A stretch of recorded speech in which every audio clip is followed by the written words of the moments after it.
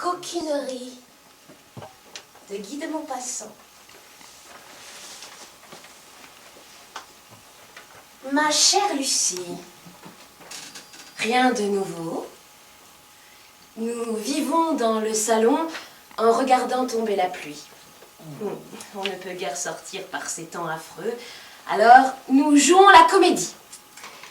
Et comme nous ne sommes que deux femmes, mon mari remplit les rôles de soubrette. Et pour cela, il s'est rasé.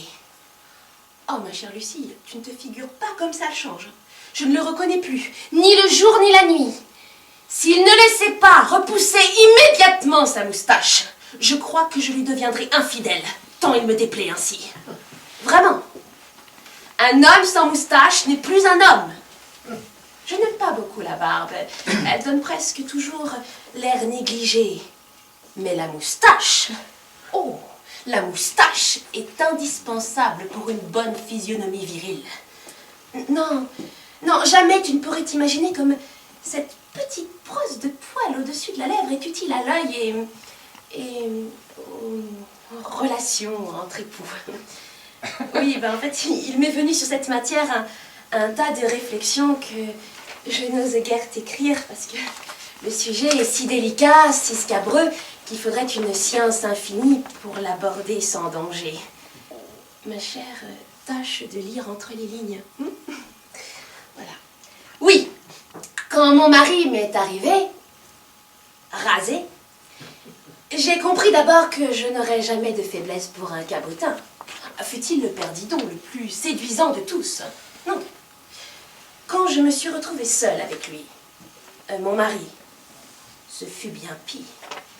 Oh, ma chère Lucie, ne te laisse jamais embrasser par un homme sans moustache. Ces baisers n'ont aucun goût. Aucun. Non, ils n'ont plus ce charme, ce moelleux, ce poivre. Oui, ce poivre. Les vrais baisers à moustache ont ce piquant.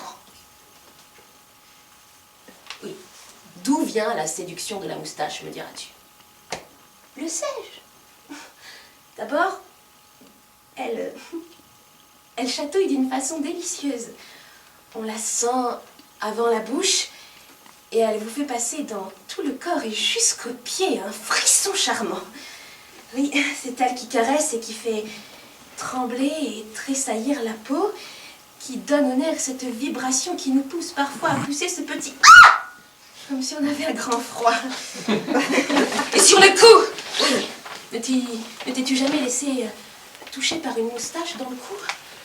Oh, cela vous grise et vous crispe, cela vous descend dans le dos, vous court au bout des doigts, on se tord, on se secoue les épaules, on renverse la tête, on voudrait fuir et rester. Oh, c'est adorable et irritant. Oh, mais que c'est bon! Et puis encore... Non, mais là, vraiment, je n'ose plus. Hein. Bon, d'accord. Un mari qui vous aime, mais là, qui vous aime vraiment, hein. Il s'est trouvé un tas de petits endroits cachés où on ne s'aventurerait guère toute seule. Eh bien, sans moustache, ces baisers-là perdent aussi de leur goût. Sans compter qu'ils deviennent presque inconvenants. Explique cela comme tu pourras.